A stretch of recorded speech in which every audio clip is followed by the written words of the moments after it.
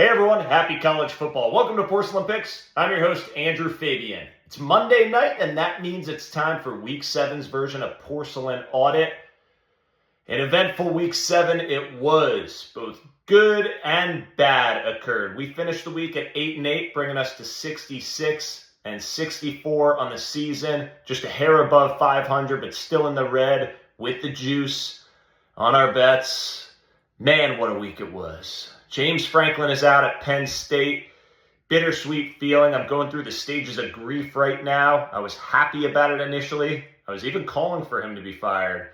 But now you reminisce about what was, what he did for this program, how he turned it around over the course of the last 11 and a half years. Penn State was truly in the gutter. Bill O'Brien had them treading water. James Franklin came in and turned them back into a national powerhouse for many, many years while he was here. He's coming off a 13-3 year where he came in, took Penn State to their first ever playoff appearance, lost against Notre Dame in a game that they could have and should have won. That would have put them in the finals against Ohio State.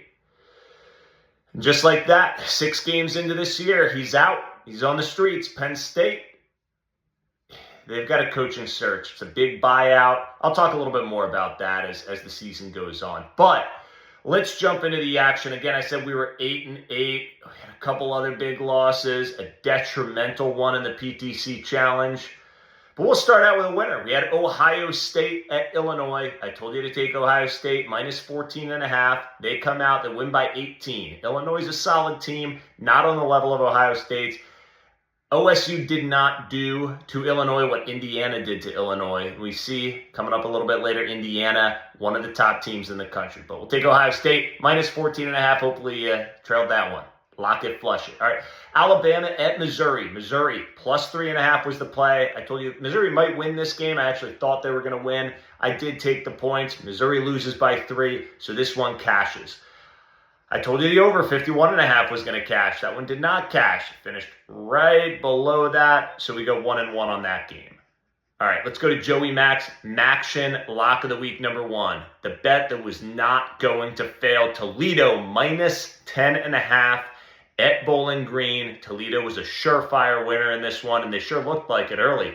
They were up by 21 points halfway through the second quarter. The only points they scored the rest of the game were an insignificant purposeful safety given up by Bowling Green with 6 seconds left. Toledo, hot trash. This bet, incorrect.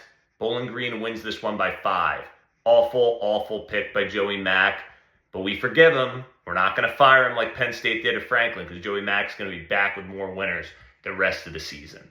All right, the Dixon Special, first ever. This guy called it. He said trail him on bets. This is one we should have tailed him on. Cincinnati minus 10.5 versus UCF. This one was close. It was the right pick for Dixon. Cincy only wins by 9 and we lose it. We'll give him another shot next week.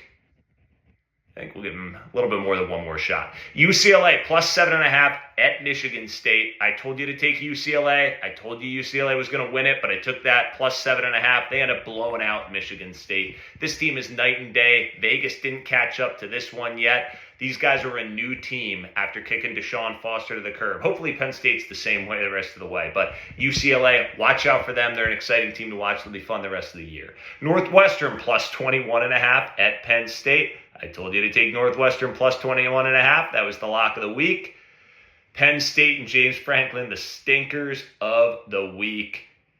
Man, that was just outstandingly bad. You kept waiting for Penn State to show up and really just pull away in that game. They started out well. They had a blocked punt.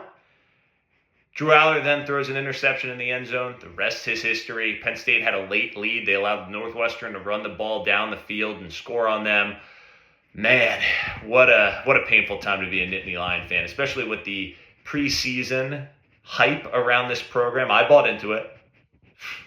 But at least now there's nothing to lose. Nothing else to play for. Just go out and have fun. Let's cover some spreads this year, Nittany Lions. All right, Wake Forest minus 2.5 at Oregon State. I told you to take Wake. This team's sneaky good. They remain sneaky good. They blow out Oregon State. Oregon State tosses their coach to the side after this game as well. Wake was a lock and flush them. Keep your eyes on Wake the rest of the year. Oklahoma, Texas, the Red River Shootout. I told you to take Texas plus 1.5. I thought John Mateer was not going to play in this game. He did. He was not at 100%. Probably should have just sat. But hindsight's 2020. Texas with the easy win in this game. Oklahoma scores 6 points. Poor performance on offense. Both defenses looked good. I told you to take the under as well, 44.5. That one cashed. That one was easy. All right, let's go to Joey Mack's Baction Lock of the Week, number 2. Again, this is a throwaway week for Joey Mack. Ball State plus 8.5 at Western Michigan. Western Michigan runs away with that one. We'll give him a mulligan on this week. He's back for more next week.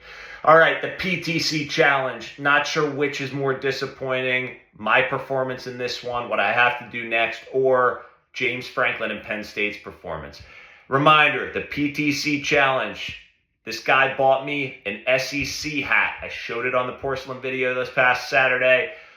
Has every SEC team's logo on that hat. PTC's a die-hard University of SEC fan. We get into a lot of arguments, Big Ten, SEC. It's fun to do. He got the upper hand on me. He allowed me to pick any lock I wanted this entire weekend. I picked Oregon minus 7.5 hosting Indiana.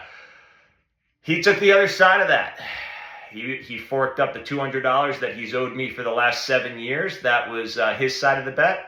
My side of the bet was that I would wear the SEC hat on this upcoming week's Week 8 Porcelain Picks. Because we at Porcelain Picks follow through on our debts and our bets. So that one I will be doing. A horrible call with Oregon minus 7.5. Indiana just completely overlooked after last season and their performance.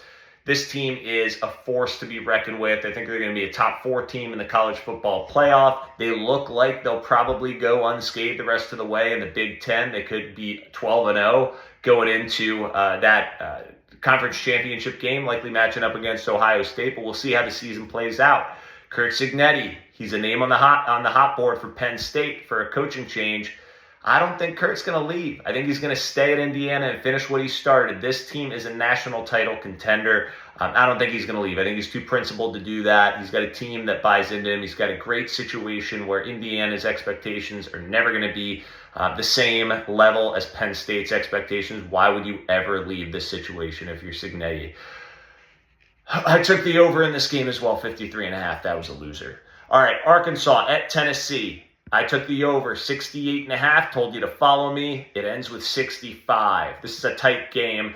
It was 34-31. Tennessee pulled away. Man, a good offensive performance for both teams, but they couldn't quite get the over. Florida State plus 7.5 Florida plus 7.5 at Texas A&M. Texas A&M wins this one by 17. I told you to take Florida. I was dead wrong there. Clemson minus 14 at BC.